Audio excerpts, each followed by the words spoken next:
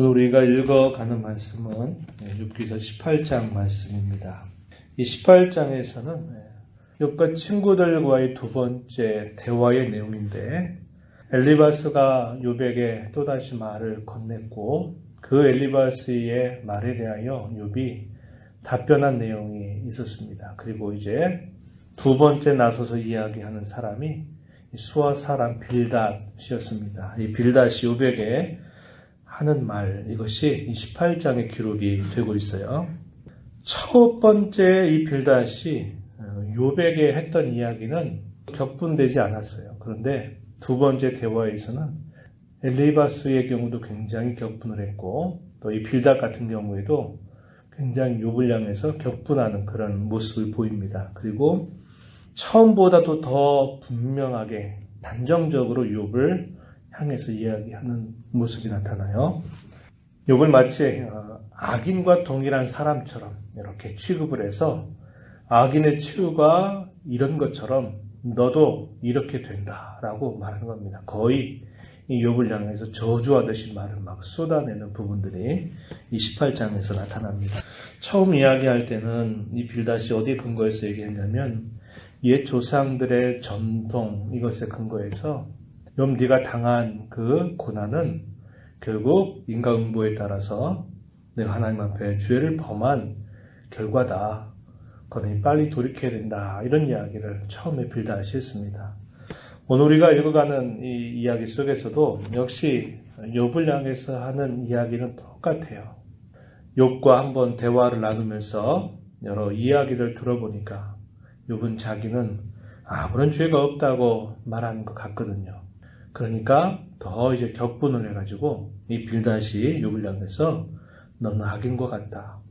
악인의 최후가 어떻게 되는지 너 모르냐? 그러면서 악인의 최후를 쭉 이야기하면서 욥을 거의 저주하듯이 이야기를 하고 있다는 겁니다.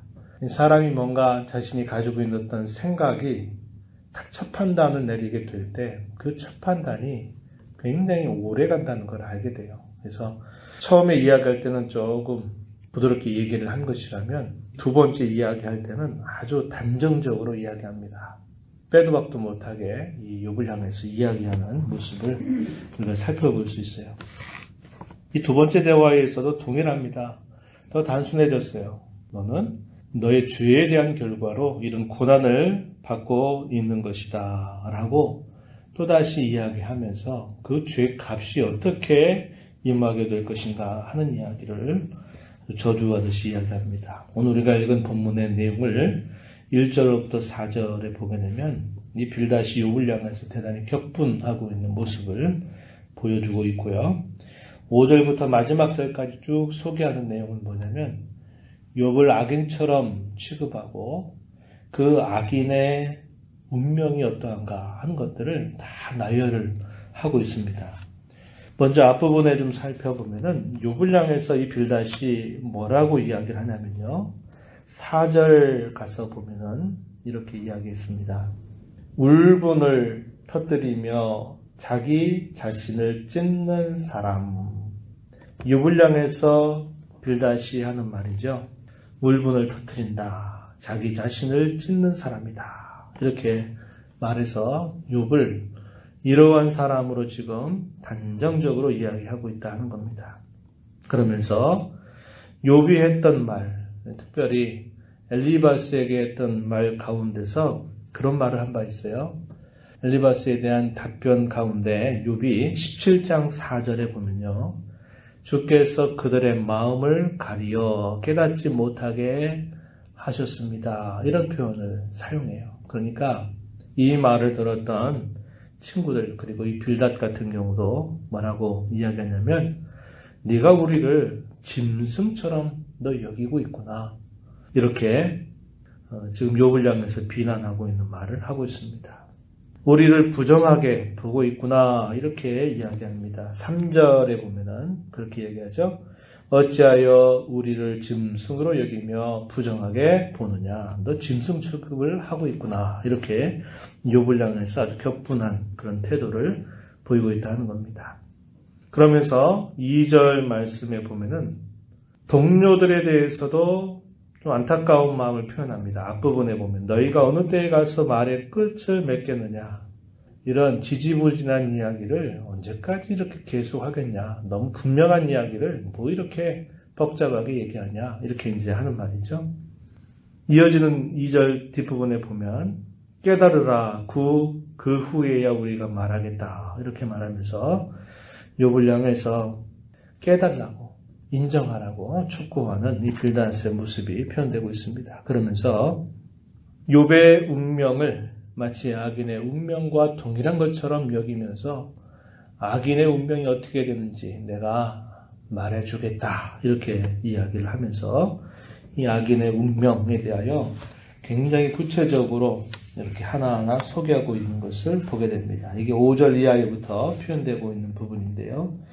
보면은 5절에 이렇게 말합니다. 악인의 빛은 꺼지고 그의 불꽃은 빛나지 않을 것이다. 이렇게 말합니다. 또 6절에 보면 그의 장막 안의 빛이 어두워지게 될 것이고 그 위에 등불이 꺼지게 될 것이다. 여기서 말하는 그 사람, 악인의 경우입니다. 악인의 경우 사망과 어두움이 그를 온전히 지배하게 되는 일이 따라올 것이다. 이렇게 말합니다.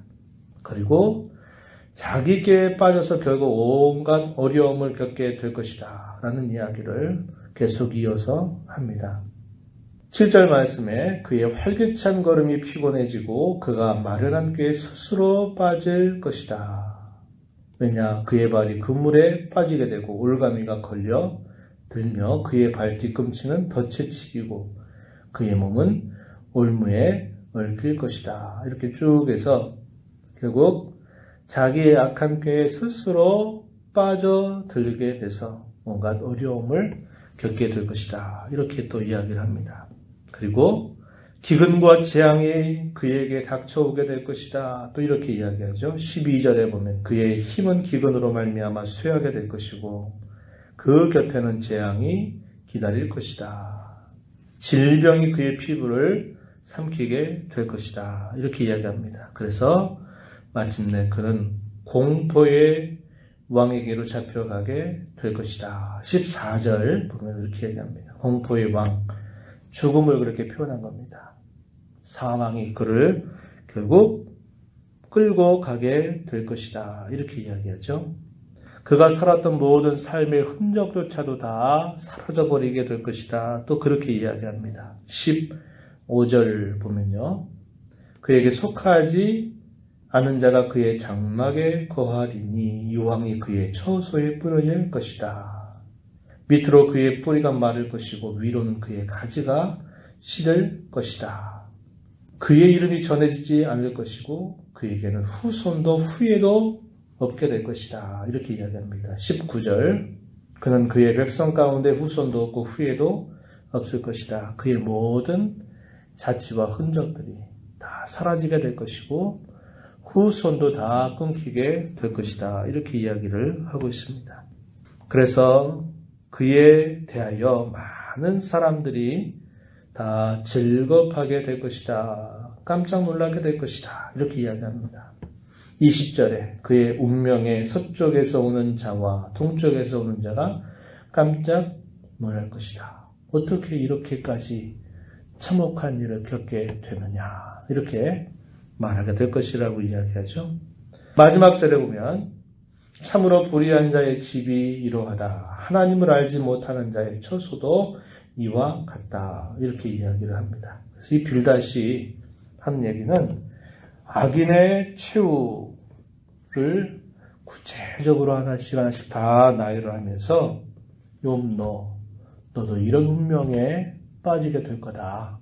이렇게 빌닷이 욥에게 하고 있는 말을 우리가 보게 됩니다. 더 단순해졌어요. 빌닷이 욥에게 하는 말은 앞에서는 나름대로 근거를 제시하고 이야기하면서 욥 네가 이런 문제가 있는 것 같다. 이러니 이렇게 하면 되겠다라고 이야기했는데 이 두 번째 대화에 접어드니까 이제는 그의 태도가 완전히 바뀐 겁니다. 너 이제까지 아무런 죄가 없다고 아무런 문제 없다고 그렇게 고집을 부리고 오히려 우리를 향해서 지혜가 없다고 이렇게 비난하는 걸 보니까 더 복잡한 얘기를 할 필요가 없어진 겁니다. 그래서 이 욥의 태도에 대해서 격분하면서 이 욥을 악인의 운명에 빗대어서 그 욥을 오히려 저주하는 이런 태도를 보이고 있다는 것이죠. 우리가 항상 어떤 일들에 대해서 판단을 하고 이야기할 때 우리가 빠질 수 있는 실수가 여기 있다는 것을 우리는 보게 됩니다. 아까 말씀을 나눴지만 우리가 무엇인가 처음에 판단했던 것들이 딱 있게 되면 그 판단에 의해서 계속적으로 똑같이 어떤 상황들을 읽게 되는 겁니다. 그래서 처음에 잘못 판단한 것들이 시간이 지났어도 그 판단이 바뀌지 않게 되는 경우들이 참 많아요. 그래서 우리는 어떤 일들에 대해서 무엇인가를 판단할 때 있어서는 항상 조심해야 된다 이 말입니다. 어떤 일들에 대해서 무엇이 하나님의 말씀에 맞는 겁니까? 하나님 말씀에 맞지 않는 겁니까? 옳고 그름의 문제를 우리가 가르는 일에 있어서는 분명하게 어떤 걸 가려내는 자세가 필요해요. 그러나 자기의 판단을 가지고 어떤 사람에 대해서 이야기할 때는 한 번, 두 번, 세 번 늘 조심하는 자세를 갖지 않으면 내가 처음 생각했던 그 이야기가 계속적으로 똑같은 생각을 가지고 가게 된다는 겁니다. 그러다 보면 결국은 그 일로 인해서 자신도 결국 하나님 앞에 죄를 범하게 되고 또 다른 사람에 대해서도 또 깊은 상처를 안겨다 줄 수 있다는 것을 우리는 조심해야 한다고 하는 겁니다. 그래서 옳고 그름의 문제는 정확하게 가려내는 자세를 가져야 되지만 어떤 사람에 대한 판단이나 평가에 있어서는 항상 조심하는 자세를 가져야 된다는 겁니다. 우리 예수님 그런 말씀하시죠. 너희가 헤아리는 그 헤아림으로 너희도 헤아림을 받게 될 것이다. 이렇게 말씀을 하셔요. 그래서 욥의 친구들의 잘못은 자신들이 알고 있는 이 어떤 신앙의 짧은 지식 그걸 가지고 욥을 향해서 지나치게 잘못 적용하게 되었고 잘못 적용하게 되는 것이 시간이 바뀌어도 바뀌지 않게 되면서 결국 욥을 악인처럼 취급하는 정도까지 나가게 된다는 것을 우리가 보게 됩니다. 그래서 우리는 다시 한번 특별히 교회를 이루어서 우리가 신앙의 걸음을 걸어갈 때 이런 부분은 항상 조심한 자세를 가져야 되고 또 하나는 하나님의 말씀을 섣부르게 잘못 적용하게 될 때 또 역시 우리가 이런 잘못과 실수에 빠질 수 있다는 것입니다. 빌다시하는 말 자체는 틀린 말은 아니에요. 그렇죠? 악인이 겪게 되는 치우는 여기 말한 바와 같이 결국 그들의 죄에 대하여 분명한 심판이 임하게 될 것이고 그들은 결국 사망과 저주 아래 놓이게 될 것이다 하는 것은 맞는 이야기입니다. 그런데 문제는 뭐냐? 그 욥에게 그대로 적용한 데 큰 문제가 있다는 거죠. 하나님 말씀을 읽고 그 말씀을 우리가 적용할 때 내가 하고 싶은 대로 막 적용을 할 때가 참 많아요. 그럴 때 대단히 조심하는 자세를 가져야 한다는 겁니다. 그래서 하나님 말씀을 우리가 섣부르게 알아도 문제가 되고 그 말씀을 바르게 알아도 어떤 상황에 잘못 적용을 하게 되면 또 그것 때문에 결국 또 실수를 범하게 되고 죄에 빠질 수 있다는 것을 우리가 매우 주의해야 한다는 겁니다. 이 새벽 시간 우리가 기도하면서 하나님의 말씀을 잘 알고 그 말씀을 때와 시기 적절하게 그 말씀을 잘 적용해서 우리의 걸음이 잘못된 길로 가지 않도록 해달라고 기도하시고 특별히 우리가 다른 사람에 대해서 이야기할 때에는 항상 욥의 친구들이 범했던 이 실수들을 번복하지 않는 그런 삶이 되게 해달라고 우리가 또 기도하면서 우리의 삶을 주님 앞에 올바르게 살아가게 되기를 바랍니다. 하나님 아버지 복되고 거룩한 주일 새벽 또 저희들을 일깨워 주셔서 주님 앞에 불러주시고 찬양을 드리며 오늘도 말씀을 함께 읽으면서 또 그 말씀의 교훈을 나누게 하시니 감사합니다.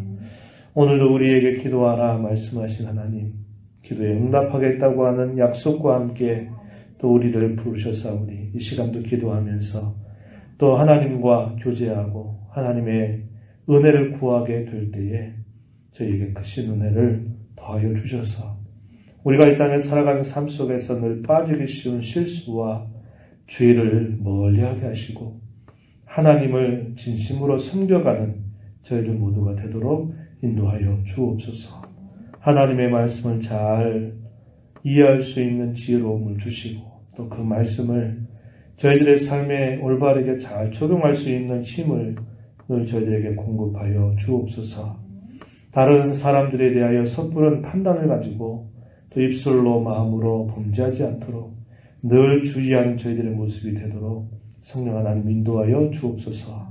은혜의 보좌 앞에 나와 아버지의 은혜를 구하며 이 주의를 맞는 모든 심령들을 응답하시고 강구의 귀를 기울여 주시옵소서. 예수님 이름으로 기도하옵나이다. 아멘.